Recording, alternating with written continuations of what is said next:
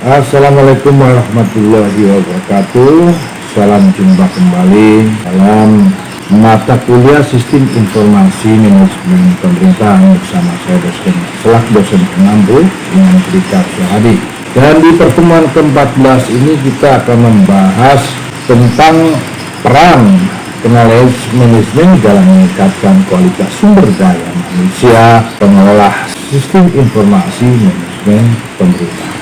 Para mahasiswa dan mahasiswi yang saya banggakan, pengetahuan merupakan sumber daya yang penting dan strategis. Hal ini diakui oleh semua organisasi dan lembaga, baik swasta maupun publik, baik yang berorientasi pelayanan maupun yang produksi atau profitable.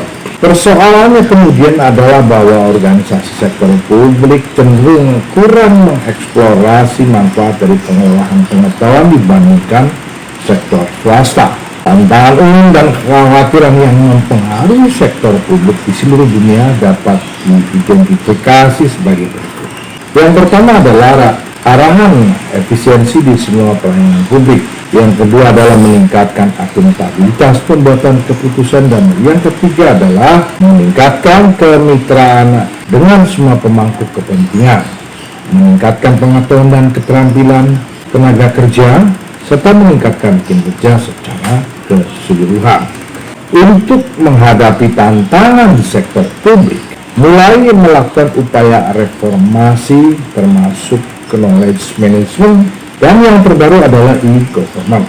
Keberhasilan e-government bergantung pada manajemen pengetahuan. Knowledge management menyediakan keseluruhan strategi dan teknik untuk mengelola konten e-government dalam upaya untuk buat lebih banyak pengetahuan bermanfaat dan dapat diakses serta senantiasa diperbarui. Knowledge management merupakan teknik mengorganisasi knowledge dalam sebuah organisasi. Tujuannya adalah mempercepat terjadinya inovasi dengan meningkatkan efektivitas dan efisiensi penyerapan knowledge melalui proses knowledge sharing. 4 aktivitas yang mendasari knowledge management system adalah using knowledge, finding knowledge, creating knowledge, dan packaging knowledge. Dalam proses ini dituntut kemampuan untuk mengonversi text knowledge menjadi explicit knowledge sehingga bisa ditransfer kepada orang lain.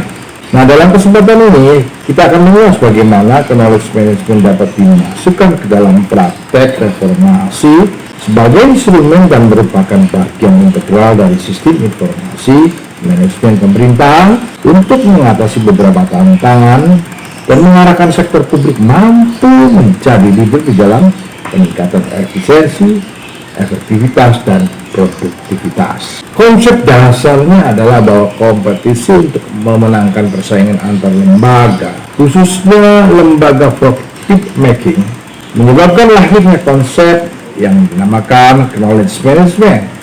Gamble dan Blackwell pada 2001 bahkan menambahkan bahwa progressively brought into center stage are driven by network economy through increased competition, merger and acquisition, and the all invasi internet presence.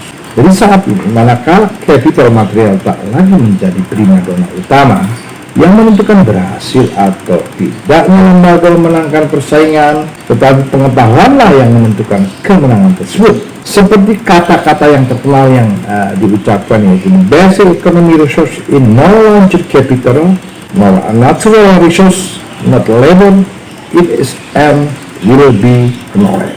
Dengan kata lain, institusi yang bisa memenangkan persaingan dalam usaha adalah lembaga yang memiliki pengetahuan yang lebih baik dari kompetitornya. Lalu apa hubungan knowledge management dan learning organization? Hubungan antara knowledge management dan learning organization adalah bahwa hasil utama dari learning organization yang efektif adalah terkelolanya pengetahuan yang lebih efektif. Knowledge management adalah proses berbagi informasi untuk mencapai inovasi, memenangkan kompetisi, dan hasil yang produktif. Hubungan ini secara detail dijelaskan oleh Sanchez pada tahun 2005 yang pada awal diskusinya menerangkan tentang 3 proses penting dalam knowledge management, yaitu melakukan siklus pembelajaran dalam setiap proses organisasi. Yang kedua adalah secara sistematis mensosialisasikan pengetahuan yang ada ataupun yang baru ke dalam organisasi. Dan ketiga adalah menerapkan pengetahuan dalam organisasi. Adapun 5 siklus pembelajaran dalam learning organization, yang pertama adalah setiap individu dalam organisasi menciptakan pengetahuan baru.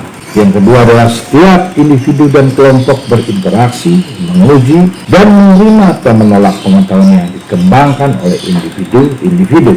Yang ketiga adalah kelompok berinteraksi dengan kelompok lain untuk menentukan apakah pengetahuan yang dikembangkan oleh kelompok bisa diterima organisasi. Yang keempat adalah pengetahuan baru diterima di level organisasi dan diinternalisasikan ke dalam prosedur baru, sistem atau budaya baru organisasi. Dan selanjutnya adalah pengetahuan baru yang dilekatkan pada proses sistem dan budaya organisasi mengarah pada suatu pola baru dari tindakan kelompok atau organisasi yang ada di organisasi.